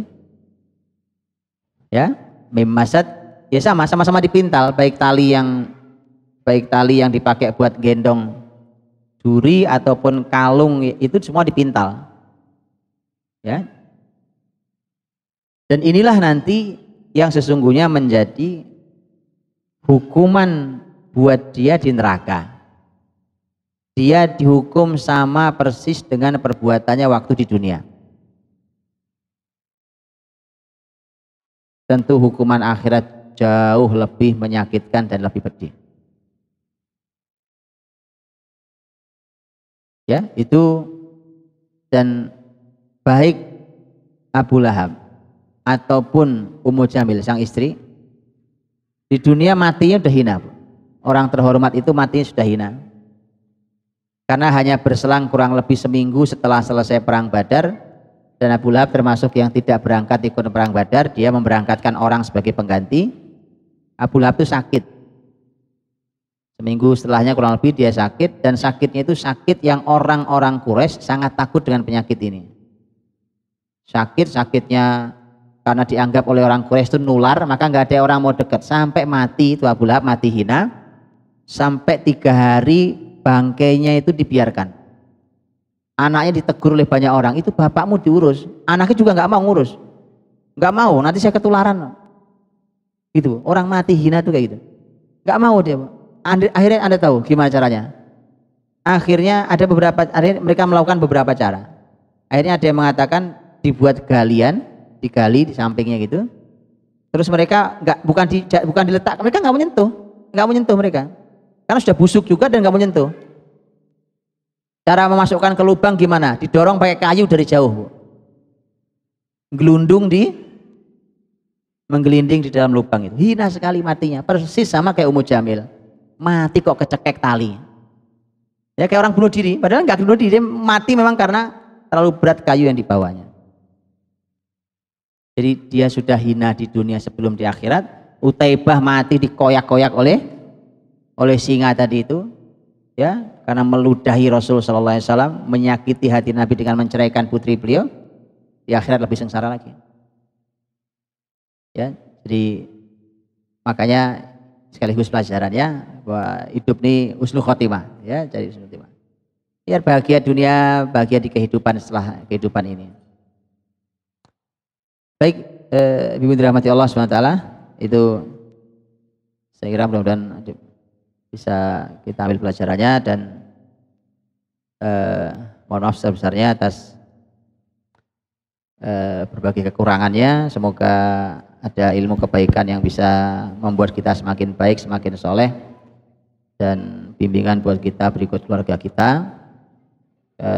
Karena ini pertemuan terakhir saya di Ramadan 1438 Hijriah dengan ibu-ibu semuanya. Insya Allah mudah-mudahan kalau Allah pertemukan kita di Ramadan berikutnya, mudah-mudahan ada yang lebih baik yang bisa kita lakukan. Mudah-mudahan kita dipertemukan Allah di Ramadan berikutnya, atau kalau tidak kita dipertemukan di surga Allah Subhanahu wa taala. Wallahu taala bisawab. Subhanakallahumma bihamdika asyhadu an la ilaha illa anta astaghfiruka wa atubu ilaik. Assalamualaikum warahmatullahi wabarakatuh. Ya, alhamdulillah ibu-ibu, Masya Allah ya, ada satu poin yang saya tangkap dan mungkin juga ibu-ibu tangkap. Perempuan ya Ustadz biasanya punya kalimat sakti, forgive but not forget gitu ya. Tapi kalau dari bahasan Ustadz tadi, sakit hati itu jangan disimpan, bisa diingat-ingat gitu. Karena nggak akan bawa kebaikan buat kita. Bahkan kehinaan itu pun tidak juga kita rasakan. Kita sudah dalam kondisi hina loh. Misalnya kita sakit hati sama pasangan kita gitu ya. Yang paling mudah ini, paling sering, dan setiap hari ketemu kita sakit hati sama pasangan kita ungkit terus kesalahannya. Ini adalah salah satu hina tapi tak sadar. Gitu ya. Maka kita berlindung pada Allah dari sifat-sifat yang seperti itu. Ya. Mulai dari sekarang nggak ada lagi kata-kata forgive but not forget gitu. Forgive and forget. Gitu. Mudahkan saja. Ustadz tolong diperhatikan ibu-ibunya nih, sebentar lagi saya akan buka, jadi nanti Ustadz yang pilih siapa yang bertanya karena hanya ada satu pertanyaan. Ya Ustadz dilihatin dong Ustadz. Nanti nggak dilihat, saya lagi yang milih. Ya silakan, ada yang mau nanya satu orang? Dilihatin Ustadz nggak ada yang mau nunjuk tangan malah. Ada, ya. Silakan Bu.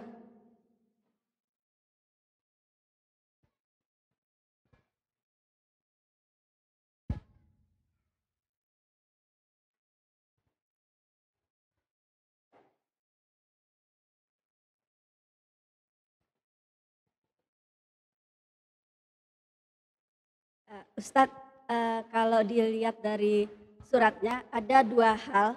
Pertama menceritakan mengenai Abu Lahab dan kemudian istrinya. Nah itu kan apakah kemarahan dari Ummu Jamil itu di poin yang setelah ini, surat yang di atas, kemudian baru dia mengangkat kayu bakarnya itu. Dan apakah surat itu turun sekaligus atau dua kali? Surat Al-Lahabnya? Iya. Surat Al-Lahab turun sekaligus, Bu. Dia turun sekaligus surat Makkiyah dan disampaikan Allah, dan ini sebenarnya adalah mukjizat Quran.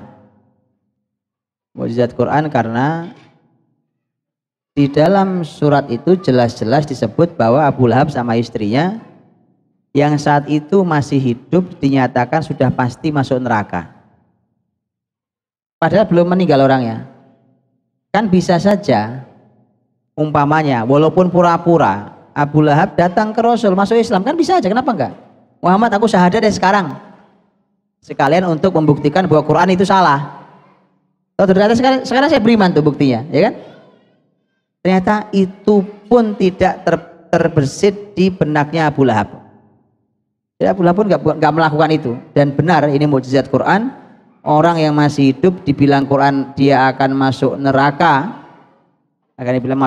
maka benar dia mati dalam keadaan kafir, dua-duanya.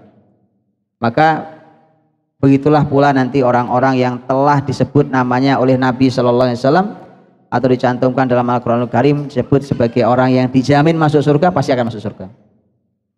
Nah, jadi kemarahannya Ummu Jamil itu faktornya adalah surat ini. Surat ini dia merasa sangat terusik kehormatannya. Dia merasa orang yang terhormat, sehingga kok Muhammad berani sekali menjatuhkan saya, menghina saya. Bukan cuma dia, suaminya sekalian dijatuhkan, dihinakan. Celakalah Abu Lahab, dan benar-benar celaka. Lo kan orang terhormat digitukan. Tabbat yada Abi Lahabi wa tab, ma aghna anhu maluhu wa ma kasab. Gak ada gunanya itu. Hartanya, anak-anaknya nggak ada gunanya, jabatan, posisi, semua nggak ada gunanya. Saya selanaron zata lahab, itu Abu Lahab masuk neraka. Wa mra'atuhu, istrinya sekalian, hammalatul hatab, yang tukang gotongin kayu itu. Fi jitiha hablum min masad, di lehernya itu ada tali yang mengikat lehernya itu. Gambarannya semua hina, Bu. Karena gambaran hina itulah maka Ummu Jamil marah besar. Nah, kemudian kemarahan itu diungkapkan dengan berbagai macam cara. Sebenarnya hal yang sama juga dilakukan oleh Abu Lahab. Abu Lahab juga marah besar, karenanya Abu Lahab itu kalau Nabi melihat kerumunan pasar, Nabi datang ke pasar itu untuk mendakwahkan kalimat la ilaha illallah, supaya orang pasar itu yang datang dari berbagai negeri ada yang mau masuk Islam. Setiap Nabi keliling dari orang ke orang di pasar itu untuk menyampaikan Islam, di belakangnya ada orang yang ngikuti beliau sambil ngelempari dengan batu. Kemudian si orang di belakangnya bilang, jangan didengar, jangan didengar, ini orang murtad dari agama nenek moyangnya, jangan didengar, ini orang gila, ini penyihir. Itu dia keliling. Jadi Nabi mendakwahkan Islam, di belakang ada yang ngomongin begitu. Yang tidak kenal nanya, itu dua orang siapa sih? Maka dijawab, yang depan adalah Muhammad, yang belakang adalah pamannya Abu Lahab. Pamannya Muhammad itu namanya Abu Lahab. Sama sebenarnya, Bu, ini dua-duanya memang melakukan hal karena marah luar biasa itu. Maka mereka memang sudah nggak bisa tobat, dan tutup kekunci hatinya oleh Allah Subhanahu Wa Taala. Gitu, Bu. Maksud saya, apakah kayu bakar itu dibawa-bawa sebelum kejadian itu atau setelah? Jadi semacam surat itu seperti meramalkan bahwa Ummu Jamil akan berbuat seperti itu, membawa-bawa kayu bakar. Iya, tentang kayu bakar itu memang sudah dilakukannya. Artinya dia memang sudah dilakukannya dan mengganggu jalan Nabi SAW. Tetapi begitu turun ayat surat ini pun dia juga masih melakukannya, sehingga dia mati dalam keadaan kecekik kayunya itu tadi. Itu artinya bahwa ini terus dilakukannya, gambarannya persis seperti yang digambarkan oleh ayat ini. Seingat saya, wallahu alam, ini juga sudah dilakukannya. sudah dilakukannya, wallah alamnya saya nanti coba saya cek kembali kalau ini bahwa ini adalah sebuah pekerjaan yang digambarkan oleh Quran karena itu aktivitas dia. Sebagaimana Abu Lahab sendiri juga keliling-keliling juga melakukan itu. Kemudian setelah itulah baru kemudian bahkan sampai mati dia melakukan itu. Sampai dia kecekik sendiri oleh tali yang biasa digunakan untuk menggendong durinya. Begitu Bu. Wallahu a'lam bishawab.